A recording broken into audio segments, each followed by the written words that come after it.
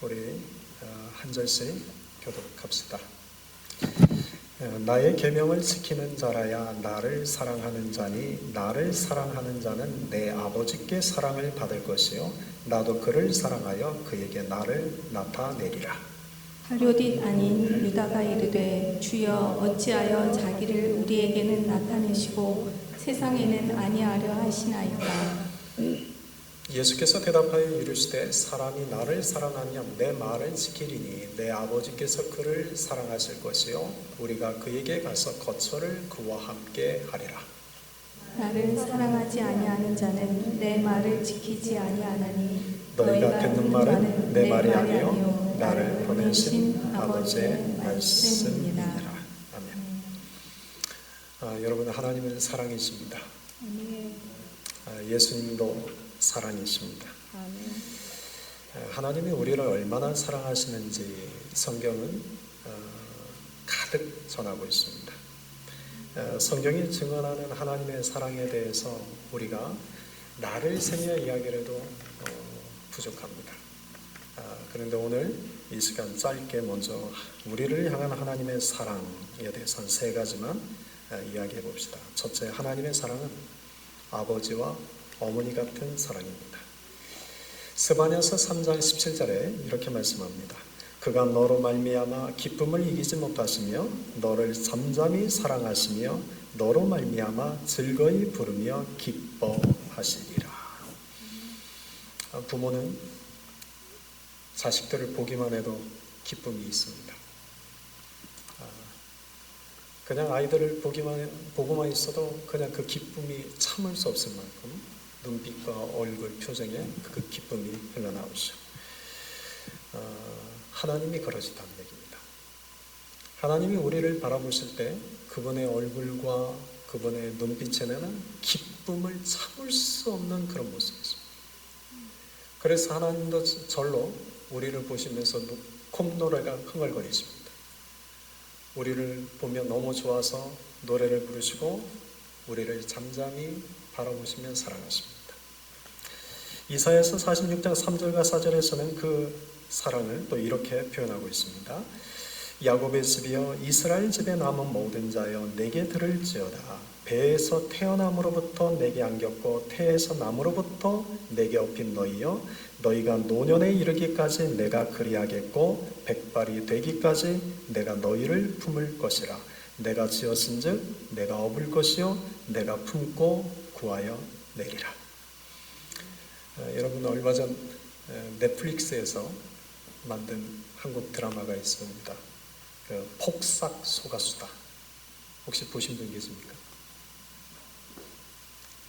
안 보셨습니까? 다른 건 안 봐도 그런 드라마는 좀 보실 필요가 있습니다. 이 폭삭 소가수다는 제주도 방언인데 수고하셨습니다라는 뜻입니다. 근데 그 드라마의 내용은 자식을 위해 사랑과 희생을 다한 한국 어느 부모의 이야기입니다.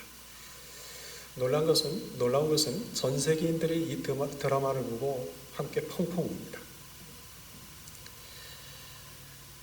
나라와 인종은 다르고 또 사회와 문화는 다르지만 자식을 위한 부모의 희생과 사랑은 전 세계인의 공통적인 특징이기 때문입니다.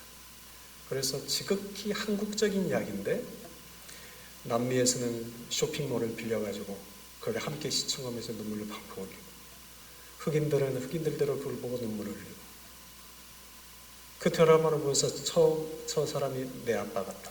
저 사람이 내 엄마 같다. 부모는 자식을 대해서 최선을 다해 희생과 사랑을 베풉니다. 그런데 하나님이 이런 부모와 같습니다.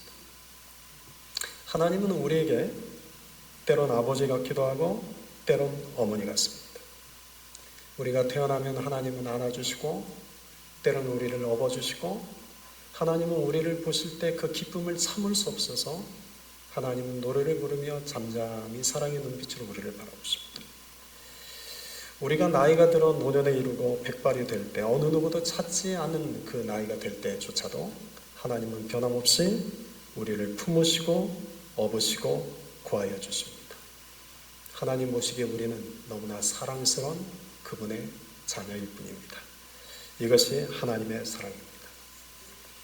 하나님께서 먼저 우리를 사랑하셨습니다. 그래서 하나님이 우리에게 먼저 아버지가 되어주십니다. 그래서 우리는 하나님을 아버지라고 부를 수 있게 되었습니다. 그러므로 우리가 힘들거나 괴롭거나 마음이 아플 때면 아버지라고 부르며 하나님께 나아가십시오. 하나님께서 당신을 품어주실 것입니다. 안아주실 것입니다. 업어주실 것입니다. 구하여 주실 것입니다. 하나님 우리를 사랑하는 아버지이시기 때문입니다. 사람은 내가 아프거나 내가 힘들거나 내가 괴로울 때, 또 나에게 어떤 어렵고 고통스러운 일이 생길 때, 또 내가 감당할 수 없는 일이 일어날 때, 그래서 사람들에게 이야기를 하지 않습니까? 나에게 지금 이런 어려운 일이 있어, 나에게 이런 힘든 일이 있어.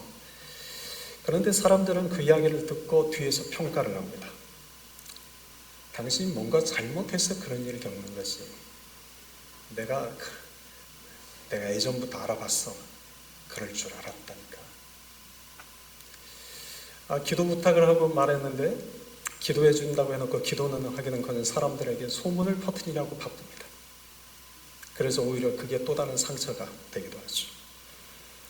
그런데 하나님은 우리가 힘들거나 아프거나 내가 괴롭고 절망스러울 때, 나에게 정말 감당할 수 없는 어려운 일이 일어났을 때 그냥 주님께 나가서 아버지, 하나님이라고 부르면 어떤 평가도 하지 않으십니다. 설령 내가 잘못한 것 때문에 그런 일이 일어났다 할지라도, 설령 내가 잘못해서 지금 내가 이 어렵고 힘든 일을 겪는다 할지라도 하나님은 네가 잘못해서 그런 거지, 네 탓이다, 이렇게 우리를 지적하지 않으십니다. 오히려 하나님은 우리에게 내가 너를 사랑한다, 내가 너를 이해한다, 내가 너를 안다, 이런 눈빛으로 우리를 그저 품어주십니다. 우리를 아무 말씀 없이 안아주시고 우리를 업어주십니다. 그리고 우리를 구하여 주십니다. 여러분, 하나님의 사랑은 아버지 같은 사랑이요, 때로는 어머니 같은 사랑이십니다. 둘째, 하나님의 사랑은 신부를 사랑하는 정열적인 신랑과 같은 사랑이십니다. 우리가 요즘 새벽에 아가서의 말씀을 보고 있죠. 아가서의 말씀이 그런 것이죠. 신랑 되신 주님이 신부 삼은 우리를 얼마나 뜨겁게 정열적으로 사랑하신가를 보여줍니다. 우리가 어제 새벽에 살펴본 것처럼 신랑이신 주님은 신부 삼은 우리에 대해서 눈먼 사랑을 하고 계십니다. 아가서 4장 7절에 이렇게 말씀합니다. 나의 사랑, 너는 어여쁘고 아무 흠이 없구나. 여러분, 우리에게 흠이 없지 않습니다. 우리는 흠이 너무나 많습니다. 그런데 주님의 눈에는 아무 흠이 보이지 않습니다. 아니, 우리의 그 흠조차도 주님의 눈에는 사랑스럽고 아름답게 보입니다.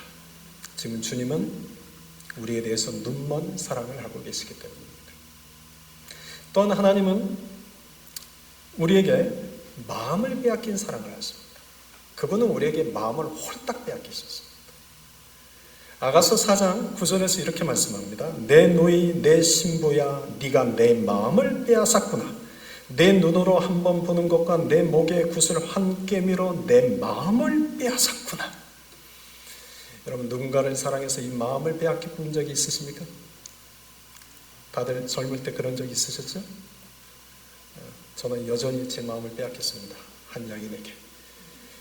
하나님은 우리를 바라보실 때 그 마음을 빼앗기십니다. 그래서 하나님은 우리를 마음이 빼앗긴 채로 우리를 바라보십니다. 여러분, 마음을 빼앗기게 되면 그 사람이 내 삶의 우선순위에 두게 됩니다. 그래서 하나님은, 우리는 때로는 어떤 일이 바쁘고 우리가 힘든 일이 있으면 그 일이 먼저 중요하죠. 그런데 하나님은 아무리 바쁘셔도, 여러분, 세상에서 하나님처럼 바쁘신 분 없습니다. 전 세계 기독교인이 한 30억 명 되는데 30억 명이 매일 기도한다고 하십시오. 하나님 그 30억 명의 기도를 듣는 것만 해도 엄청난 일이 있습니다. 그런데 아무리 바쁘셔도 하나님은 우리 한 사람 한 사람을 언제나 우선순위에 두십니다. 그래서 우리가 기도할 때 들으시고 우리가 아버지 하나님 그러면 너 힘들구나. 너 지금 너무 아프구나. 아무 말씀하지 않고 와서 우리를 안아주시고 업어주십니다. 여러분, 주님은 아버지와 같은 사랑이면서 또한 정열적인 뜨거운 눈에 먼 신랑과 같은 사랑을 하고 계십니다. 여러분, 그 주님이 우리를 이렇게 사랑하십니다. 셋째, 하나님의 사랑은 우리를 구원하시는 위대한 사랑입니다. 여러분, 부모와 같은 사랑도 위대하죠. 그리고 뜨겁게 열정적으로 신부를 사랑하는 신랑의 사랑도 위대합니다. 그러나 가장 위대한 사랑은 우리를 구원하시는 사랑입니다. 하나님은 심지어 악인들마저 사랑하십니다. 하나님은 악인들조차도 사랑하십니다. 에스겔서 33장 11절에 말씀하시죠. 나의 삶을 두고 맹세하노니 나는 악인이 죽는 것을 기뻐하지 아니하고 악인이 그의 길에서 돌이켜 떠나 사는 것을 기뻐하노라. 여러분, 하나님은 악인에 대해서 마지막 날 심판하실 분이지만 하나님은 그 심판날이 오기 전까지는 그 악인이 돌이켜 살기를 바라십니다. 하나님은 그 악인조차 사랑하기 때문입니다. 그래서 하나님은 우리에게 말씀하시기를 원수를 사랑하라는 겁니다. 원수를 위해서 기도하라는 겁니다. 원수를 위해서 축복하라는 겁니다. 하나님은 그 원수까지도 사랑하시기 때문입니다. 그런데 곰곰이 생각해 보면 우리가 악인들입니다. 우리야말로 하나님이 싫어하시는 죄를 짓고 삽니다. 그런데 우리가 얼마나 그 죄를 짓고 사는지 깨닫지 못하고 죄에 익숙한 채 살아갑니다. 그런데도 하나님은 우리를 사랑하십니다. 그래서 우리가 그 죄에서 돌이켜 사는 자가 되기를 기뻐하십니다. 그리고 우리를 살리시려고 독생자인 아들 예수를 십자가에 대신 달리게 하셨습니다.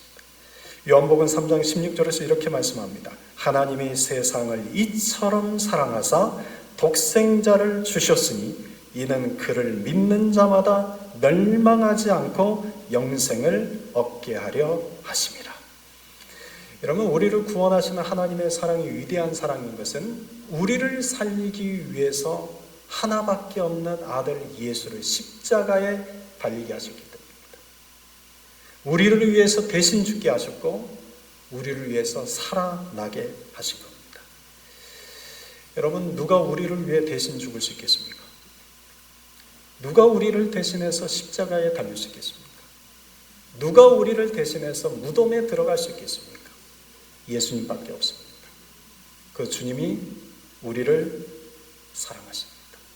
그래서 우리를 향한 주님의 사랑은 어느 누구도 흉내낼 수 없는 가장 위대한 사랑입니다. 그런데 우리는 그 사랑을 알고 살까요? 모르고 살까요? 우리는 그 사랑을 깨달으며 살까요? 깨닫지 못한 채 살아갈까요? 우리는 그 사랑을 알지 못하고 살아갑니다. 우리는 그 주님의 사랑을 깨닫지 못하고 살아갑니다. 여러분, 하나님의 사랑은 바다보다도 깊고 우주보다도 넓은 사랑이라고 우리가 말하는데, 이 말은 주님의 그 사랑은 얼마나 깊고 넓은지 우리가 평생을 그분의 사랑을 깨달아도 다 깨닫지 못합니다. 그분의 사랑이 얼마나 크신지 우리는 그 사랑을 결코 다 깨닫지 못합니다. 여러분, 중요한 것은 내가 생각한 것보다 주님이 나를 더 사랑하신다는 것을 기억하십시오. 내가 생각하는 것보다 주님은 나를 훨씬 크게 사랑하십니다. 나중에 깨닫게 될 겁니다. 주님이 나를 이렇게 사랑하시구나. 주님이 나를 이렇게 사랑하시구나. 지금은 깨닫지 못하죠. 하나님이 때로는 우리에게 채찍을 드실 때도 있습니다. 하나님의 때로는 우리의 삶에 어렵고 힘든 일을 허락하실 때도 있습니다. 때로는 우리의 삶에 기근을 허락하기도 하시고 우리의 삶에 질병, 사고, 억울한 일을 허락하실 때도 있습니다. 여러분, 그건 결코 하나님이 우리를 미워해서가 아닙니다. 하나님은 우리를 저주하시는 것도 아닙니다. 하나님이 그 일을 허락하신 것은 잠시입니다. 시간이 지나면 그건 흘러갑니다. 그런데 그 일을 통해서 하나님은 우리에게 그분이 하시고자 하는 일을 하실 것입니다. 그 일을 전화위복이 되게 하실 것이요, 그 일을 통해서 하나님의 크고 놀라운 은혜를 베풀어 주시는 축복의 통로가 되게 하실 것입니다. 그러면 여러분, 내 상황이 어떠하든지 간에 하나님이 나를 사랑하신다는 것을 믿어야 합니다. 여러분, 하나님이 나를 사랑하십니다. 그걸 믿는 것입니다. 하나님이 나를 사랑하십니다.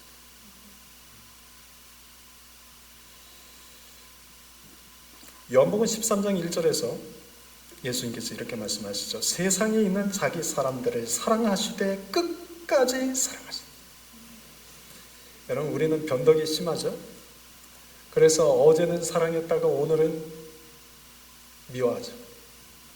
어제는 세상 다 줄 것 것처럼 그렇게 호호되고 하하되고 사랑하다가도 언제 그랬냐는 듯 세상에 이처럼 꼴보기 싫은 사람 없는 것처럼 눈을 흘기며 쳐다볼 때도 있죠.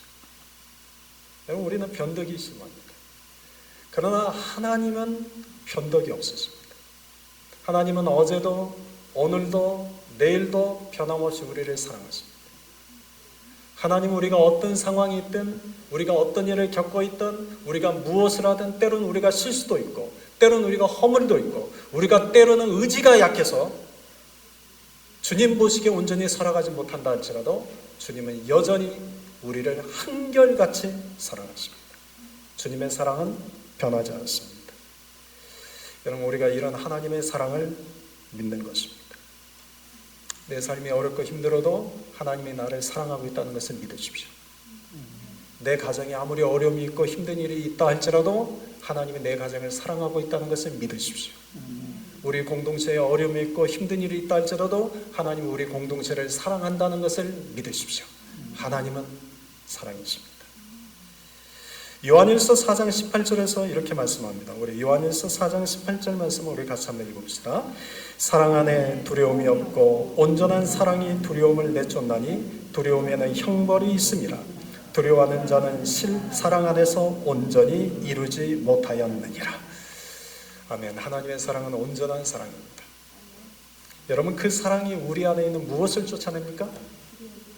두려움을 쫓아냅니다. 두려움만 쫓아낼까요? 여러분, 그 사랑이 우리 안에 있는 좌절, 절망, 낙심, 아픔을 쫓아냅니다. 여러분, 그 사랑이 우리 안에 있는 미움, 다툼, 분열을 쫓아냅니다. 여러분, 그 사랑이 우리 안에 있는 죄와 허물을 내쫓습니다. 그래서 그 사랑이 우리를 온전하게 합니다. 하나님의 사랑은 우리를 온전케 하는 사랑이십니다. 그러면 여러분, 하나님이 나를 사랑하고 있다는 것을 믿으십시오. 하나님이 내 가정, 내 자녀들을 사랑하고 있다는 것을 믿으십시오. 여러분, 하나님이 우리 공동체를 사랑하고 있다는 것을 믿으십시오. 여러분, 하나님이 우리를 사랑하십니다. 여러분은 이런 하나님의 사랑을 믿고 계십니까? 아니면 여러분은 이제부터라도 이런 하나님의 사랑을 믿어보시겠습니까? 대답하시죠?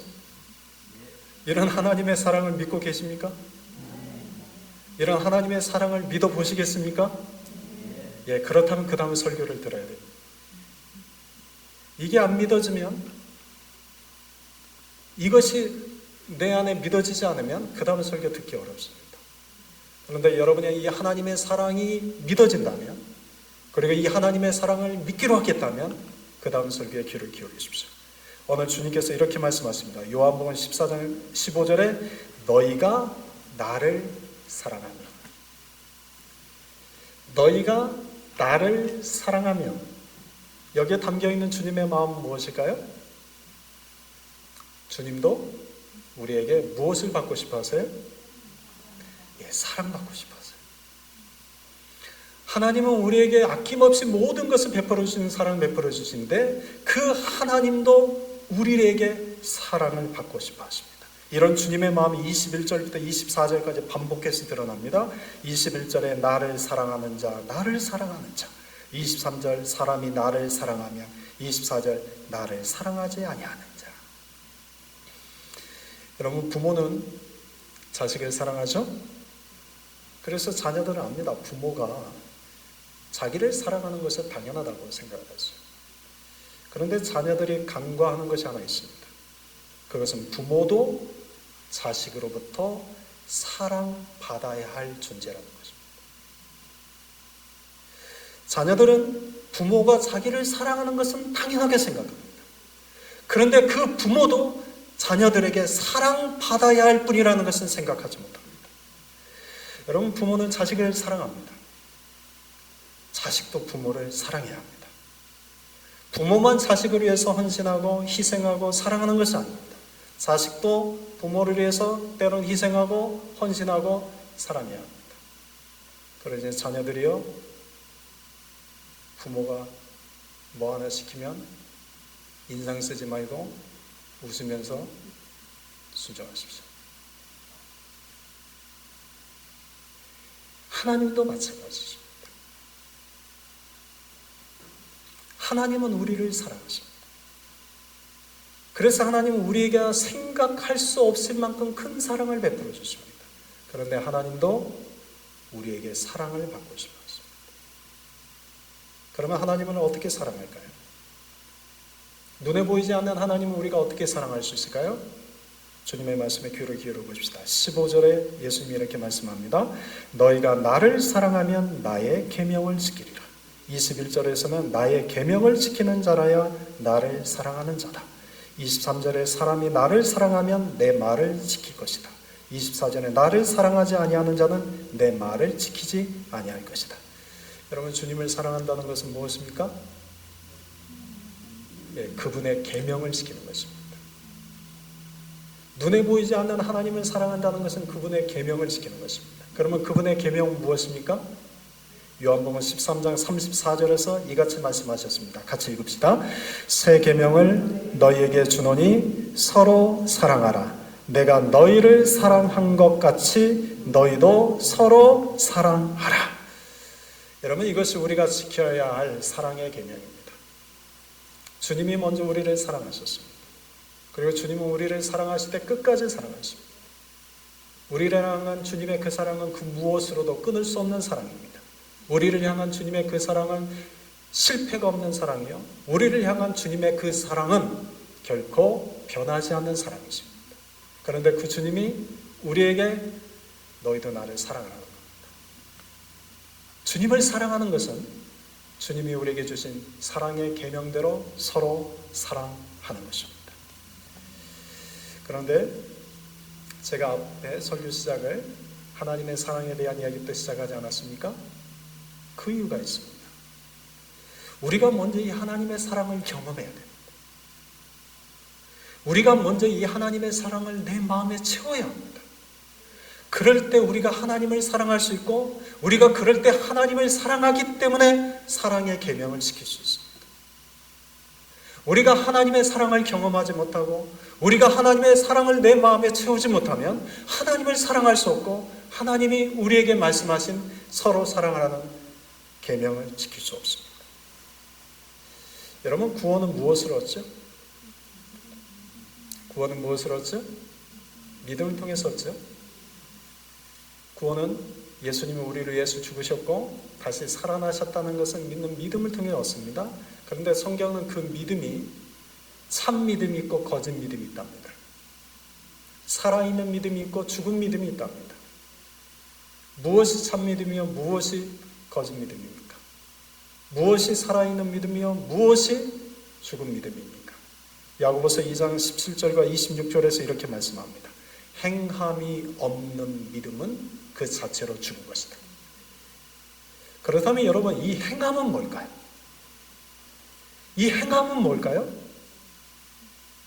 사랑입니다.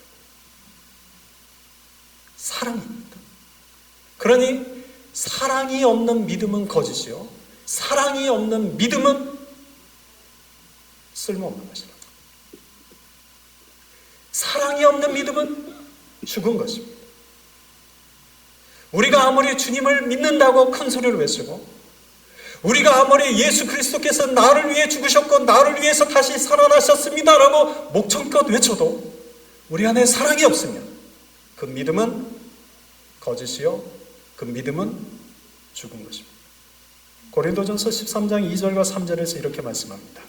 내가 예언하는 능력이 있어 모든 비밀과 모든 지식을 알고 또 산을 옮길 만한 모든 믿음이 있을지라도 사랑이 없으면 내가 아무것도 아니요, 내가 내게 있는 모든 것으로 구제하고 또 내 몸을 불사르게 내줄지라도 사랑이 없으면 내게 아무 유익이 없느니라. 여러분, 우리에게 성령의 능력이 있습니다. 우리에게 예언하는 능력이 있습니다. 우리 안에 병 고치는 능력이 있습니다. 우리 안에 방언하는 능력이 있습니다. 우리 안에 섬기는 능력이 있습니다. 그런데 그 성령의 능력이 있어도 우리 안에 사랑이 없으면 우리가 산을 옮길 만한 믿음이 있습니다. 우리가 남부럽지 않을 큰 믿음이 있습니다. 그런데 그 믿음이 있을지라도 사랑이 없으면 내 것을 베푸는 구제가 있습니다. 내 몸을 불살라서 열심히 섬김과 헌신을 합니다. 그런데 그럴지라도 사랑이 없으면 그것은 아무것도 아니요, 아무 유익도 없다는 말씀입니다. 여러분, 우리에게는 예언하는 능력이 있어야 됩니다. 병 고치는 능력도 있어야 되고, 방언하는 은사도 있어야 되고, 섬기는 은사도 있어야 되고, 우리에게는 성령의 능력이 있어야 됩니다. 그리고 우리에게는 산을 옮길 만한 믿음도 있어야 됩니다. 또는 우리에게는 내 것을 남을 위해서 베풀 줄 아는 구제의 마음도 있어야 됩니다. 또는 우리에게는 내 몸을 불살라서 섬김과 희생을 하는 일도 있어야 됩니다. 그런데 가장 중요한 것은 사랑이 있어야 합니다. 사랑이 없는 것은 다 거짓입니다. 사랑이 없는 것은 다 아무런 유익이 없습니다. 여러분, 지난주 제가 이런 말씀 드렸죠? 복음의 핵심은 부활에 있다고 했죠? 근데 그 복음을 믿고 살아가는 우리 신앙인의 삶의 핵심은 사랑에 있습니다. 우리는 부활을 믿고, 우리는 부활을 믿기 때문에 사랑하며 삽니다. 은사를 은사답게 하는 건 사랑입니다. 교회를 교회답게 하는 것도 사랑입니다. 믿음을 믿음답게 하는 것도 사랑입니다. 예배를 예배답게 하는 것도 사랑입니다. 찬양을 찬양답게 하는 것도 사랑입니다. 기도를 기도답게 하는 것도 사랑이요, 구제를 구제답게 하는 것도 사랑이요, 섬김을 섬김답게 하는 것도 사랑이요, 헌신을 헌신답게 하는 것도 사랑입니다. 우리에게 있어야 될 것은 이 사랑입니다. 그러므로 우리가 하나님을 사랑합시다. 예수님을 사랑합시다. 주님을 사랑해야 교회를 사랑하게 됩니다. 주님을 사랑해야 사람을 사랑하게 됩니다. 그런데 우리가 주님을 사랑하지 않으면 교회를 사랑할 수 없고 성도를 사랑할 수 없습니다. 오늘 우리가 살고 있는 이 시대는 사랑이 없는 시대입니다. 사랑을 찾아볼 수 없는 시대입니다. 그런데 우리에게 주님이 이렇게 말씀하십니다. 요한일서 4장 7절 8절입니다. 사랑하는 자들아, 우리가 서로 사랑하자. 사랑은 하나님께 속한 것이니 사랑하는 자마다 하나님으로부터 나서 하나님을 알고 사랑하지 아니하는 자는 하나님을 알지 못하나니 이는 하나님은 사랑이시니라. 여러분, 그렇다면 우리가 왜 서로 사랑해야 됩니까? 왜 사랑해야 됩니까? 요한일서 4장 11절입니다. 우리 같이 읽읍시다. 사랑하는 자들아, 하나님이 이같이 우리를 사랑하셨은즉 우리도 서로 사랑하는 것이 마땅하도다. 하나님이 우리를 이같이 사랑하셨은즉 우리가 서로 사랑하는 것이 마땅하도다. 요한일서 4장 20절과 21절에서는 이렇게 말씀합니다. 누구든지 하나님을 사랑하노라 하고 그 형제를 미워하면 이는 거짓말하는 자니 보는 바 그 형제를 사랑하지 아니하는 자는 보지 못하는 바 하나님을 사랑할 수 없느니라. 우리가 이 계명을 주께 받았나니 하나님을 사랑하는 자는 또한 그 형제를 사랑할지니라. 여러분, 하나님을 사랑하기 때문에 우리가 서로 사랑하는 것입니다. 하나님을 사랑하기 때문에 서로 사랑해야 하는 것입니다. 그렇다면 우리가 누구까지 사랑해야 될까요? 누구까지 사랑해야 될까요? 왼수요? 그 왼수는 어디 있습니까? 대학교 다닐 때 제 심장을 뛰게 한 책들이 있었습니다. 여러분 중에 읽어본 분이 있을지 모르겠는데 전능자의 그늘과 영광의 문이라는 책입니다. 1950년대 남미 에콰도르의 살인무적인 아우카 인디언들에게 복음을 전하기 위해 들어갔다가 그들의 창에 찔려 죽은 5명의 젊은 선교사들의 이야기를 기록한 책들입니다. 1956년 1월 8일 위튼 칼리지를 졸업한 짐 엘리엇이 4명의 젊은 청년들과 함께 에콰도르 아우카 부족에게 복음을 전하러 들어갔습니다. 그런데 아우카 부족의 땅에 발을 딛자마자 아우카 인디언들이 창으로 그 5명의 청년을 모두 찔러 죽였습니다. 그로부터 3년이 지났습니다.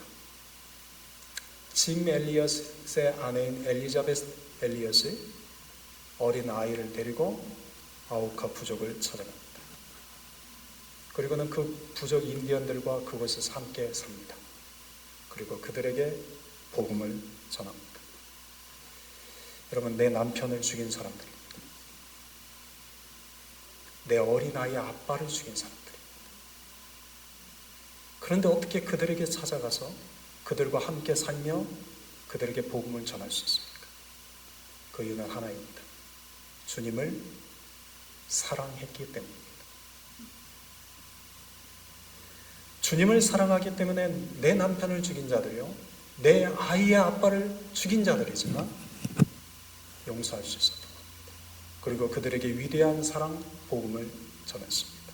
그로부터 30년이 지난 1992년 9월에 국민일보라는 한국 신문에 이런 기사가 올라왔습니다.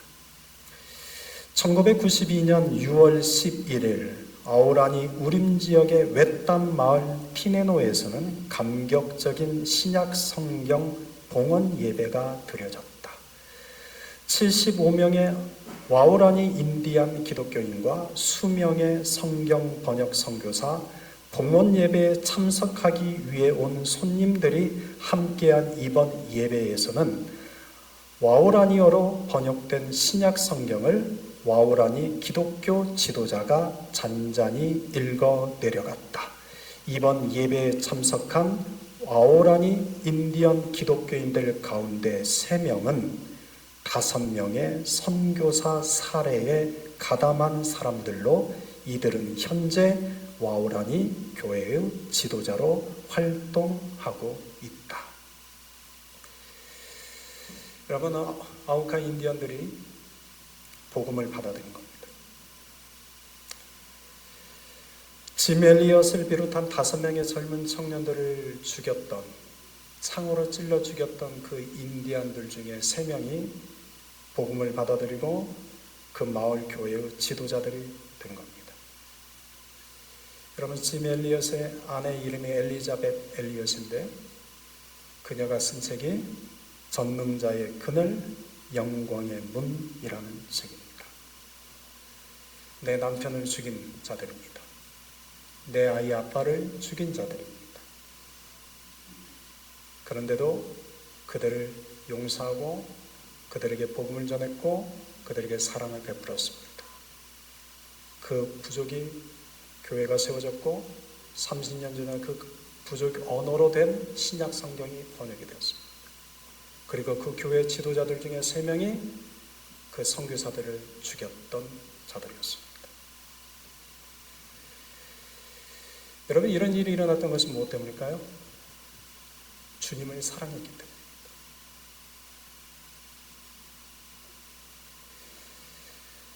우리에게도 너무나 잘 알려진 또 이야기가 있죠. 사랑의 원자탄이라고 하면 누가 생각이 나십니까? 손장원 목사님이 생각나죠? 이분이 일제시대 신사참배를 거절하다가 옥에 갇혀서 6년간 고초를 당하십니다. 근데 고초를 당하면서도 신사참배를 거절했던 건 한 가지 이유 때문입니다. 하나님을 사랑했기 때문에, 주님을 사랑했기 때문에 해방이 되었습니다.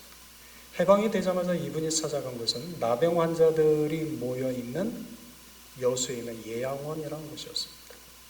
그러다가 1948년에 여수 반란 사건이 일어납니다. 이때 공산주의자였던 안재선이라는 자가 손양원 목사의 두 아들 손동인과 손동신을 총살했습니다. 그 아버지가 기독교인이요, 그 아버지가 이들도 기독교인이라는 그 이유로 두 아들을 총살시켰습니다. 그러나 우리가 아는 것처럼 놀라운 일은 그 손양원 목사님이 자기 아들들을 죽인 그 안재선을 양아들로 삼았습니다. 그리고 그 안재선이라는 사람을 신학교에 보내서 공부를 시켜서 사역자가 되게 만들었습니다. 그 손영환 목사님이 그 과정 속에 하나님께 올려드렸던 감사의 기도, 10가지 감사의 기도 우리에게 잘 알려져 있는 거죠. 그 중에서 3가지만 제가 여러분에게 읽어드리겠습니다. 첫째, 나 같은 주인의 혈통에서 순교의 자식들이 나오게 하셨으니 하나님께 감사합니다. 넷째, 한 아들의 순교도 귀하거늘 하물며 두 아들이 함께 순교였으니 더욱 감사합니다. 일곱째, 나의 사랑하는 두 아들을 총살한 원수를 회개시켜 내 아들 삼고자 하는 사랑의 마음을 주신 하나님께 감사합니다. 여러분, 어떻게 이런 감사를 드릴 수 있었을까요? 어떻게 자기 두 아들을 죽인 살인자를 양아들로 삼을 수 있었을까요? 하나님을 사랑했기 때문입니다. 예수님을 사랑했기 때문입니다. 세상의 논리, 세상의 이론으로는 설명 불가합니다. 심리학 상담으로도 설명 불가합니다. 조직신학, 성경신학으로도 설명이 불가합니다.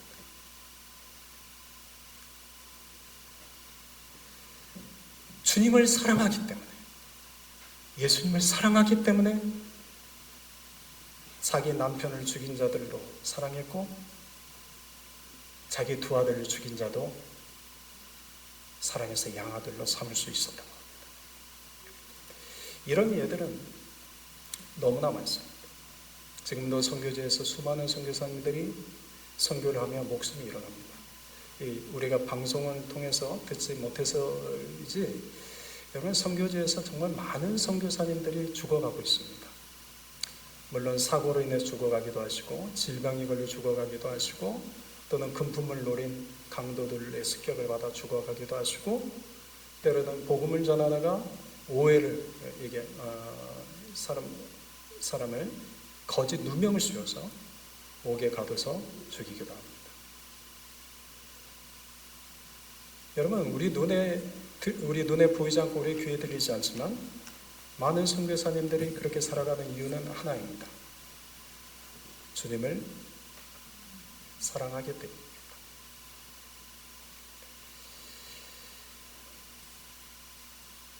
여러분 중에 혹시 내 남편을 죽이는 원수가 있습니까?